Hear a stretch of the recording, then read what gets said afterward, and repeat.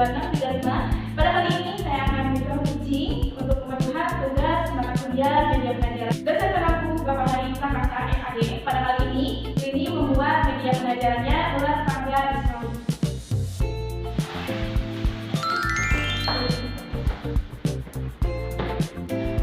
Nah, bisa dilihat ya, ini untuk media pelajaran yang dibuat sudah kami. Jadi memanfaatkan barang yang sudah tidak terpakai berupa spanduk digunakan yang bagian belakangnya untuk membuat media pelajaran. Nah, selain ini membuat media ular tangannya, tak lepas jika tidak memakai jadul ya. Ini buat darinya dari bagus, namun kalau misalnya kurang, ini ada dari yang versi besarnya aja dia berluasa. Oke, ikuti terus pembelajaran kali ini bersama Ibu Rini.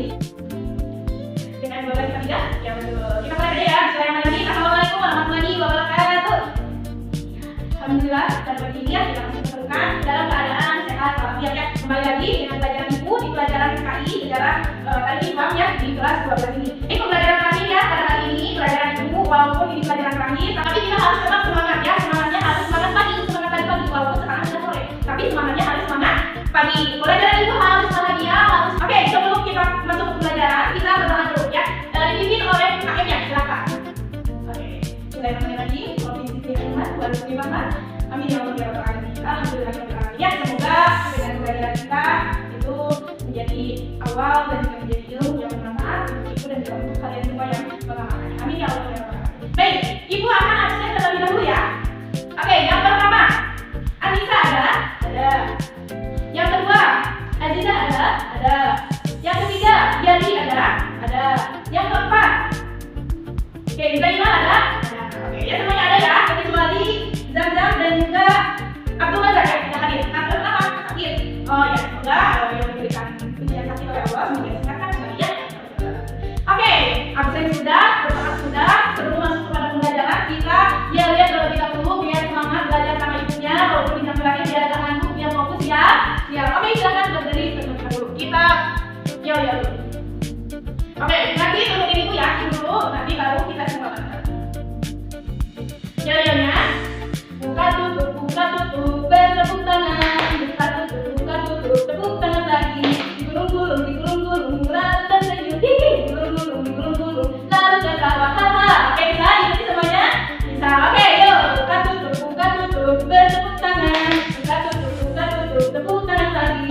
Digulung-gulung, lalu tersenyum. Digulung-gulung, lalu tertawa. Haha, oke, ya fokus belajarnya, namanya itu selalu bawain yel-yel. Soalnya di jam terakhir jangan ngomong gitu ya, udah capek, udah males, udah gak mood gitu ya, pengennya istirahat gitu ya. Makanya itu bawain yel-yel biar semangatnya masih semangat lagi. Oke, anak-anak semua, sekarang kita masuk kepada pembelajaran mengenai Khulafaur Rasyidin di bab yang kedua ini.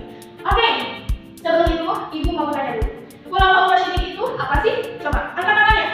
Oke, boleh kalimat apa khulafa itu? Pengganti, betul. Oke, Rasyidin apa Rasyidin? Rasyidin apa? Orang yang mendapat petunjuk, betul. Siapa tadi yang jawab? Anissa, betul ya. Jika kita gabung bahwasanya khulafa itu para pengganti atau khalifah, sedangkan Ar-Rasyidin itu orang yang mendapatkan petunjuk. Nah, bisa kita ambil benang merahnya bahwasanya Khulafaur Rasyidin ini adalah 4 sahabat Nabi Muhammad SAW yang diberi petunjuk oleh Allah untuk menjadi khalifah yang sesuai dengan ajaran agama Islam. Ya, nah, oke, tadi itu disebutkan 4 sahabat Nabi. Siapa yang adalah sahabat Nabi itu? Nanti ibu bakal kasih hari. Yang pertama siapa? Abu Bakar Ali. Yang kedua siapa? Ali bin Abi Thalib, betul. Yang ketiga siapa? Utsman bin Affan, betul. Yang keempat siapa terakhir? Abu Bakar As-Siddiq, betul. Yang terakhir kita semua. Ini mah udah pinter ya. Antasan anak-anak ibu udah pinter ya. Udah tahu dari luar kepala yang mengenai Khulafaur Rasyidin, betul. Kita bahas satu-satu mengenai sahabat Nabi. Yang pertama tadi siapa? Yang disebutkan oleh Yadi siapa? Abu Bakar As-Siddiq, betul. Abu Bakar As-Siddiq ini tahun menjadi khalifahnya itu di tahun 632 hingga 434 Masehi. Itu pada masa Abu Bakar As-Siddiq. Nah, beliau ini menjadi khalifah yang pertama, dan juga dijuluki apa? Abu Bakar As-Siddiq yang belakangnya As-Siddiq. As-Siddiq itu apa? Jujur, betul. Dijuluki dengan Abu Bakar As-Siddiq karena beliau ini cuma jujur. Dasar utama pada masa pemerintahan Abu Bakar As-Siddiq, pada masa khalifah Abu Bakar As-Siddiq yang pertama mengumpulkan ayat-ayat Al-Quran dan juga memerangi orang yang murtad atau yang keluar dari Islam. Itu pada masa Abu Bakar As-Siddiq. Bisa dipahami? Bisa. Oke, yang kedua apa siapa? Umar bin Khattab. Umar bin Khattab ini tahunnya pada 634 sampai 644 Masehi. Pada khalifah yang kedua itu dijuluki dengan siapa? Al-Faruq. Kalau tadi Abu Bakar As-Siddiq dijuluki dengan As-Siddiq, kalau Umar bin Khattab ini dijuluki dengan Al-Faruq. Apa itu Al-Faruq, cuy? Oke, Al-Faruq ini pemisah atau berbeda antara yang hak, yang benar dan juga yang batil, yang salah. Karena beliau ini memiliki sifat itu, bisa membedakan mana yang hak dan juga mana yang batil. Untuk jasa beliau selama berpemerintahan, ya. Yang pertama memperluas wilayah Islam. Nah, pada masa Umar bin Khattab ini, jasa beliau pertama memperluas wilayah Islam ini pada masa Umar bin Khattab, dan juga membentuk sistem pemerintahan seperti keadilan, seperti itu pada masa Umar bin Khattab. Dan juga teladan yang bisa kita ambil, gitu ya, teladan yang bisa kita ambil dari Umar bin Khattab yang pertama apa? Tegas, ya, tegas yang beradil dan juga yang punya tanggung jawab. Karena Umar bin Khattab ini semua saat ini sangat bertanggung jawab, ya, terhadap apa yang dilakukan, apa yang dilakukan. Oke, yang ketiga apa? Utsman bin Affan. Nah, Utsman bin Affan ini tahun pemerintahannya itu di tahun 644 sampai 656 Masehi.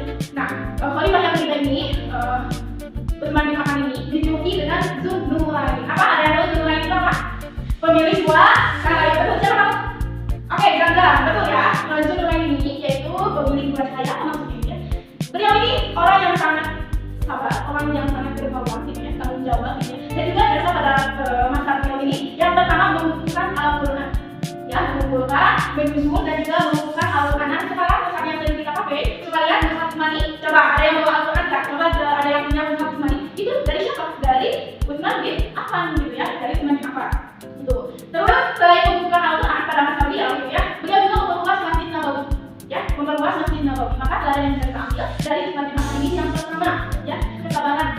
Beliau ini sangat sabar, beliau ini sangat sabar, beliau ini sangat mulia, ya, dan juga sebagian hartanya itu disedekahkan untuk Islam, gitu ya, untuk umat Islam, gitu ya. Maka beliau tetap dijuluki sebagai orang yang berkorban, orang yang sabar, gitu ya. Itu pada masa Utsman bin Affan. Oke, terakhir siapa? Tadi Abu Bakar As-Siddiq. Yang kedua Umar bin Khattab. Yang ketiga Utsman bin Affan. Sekarang lagi siapa?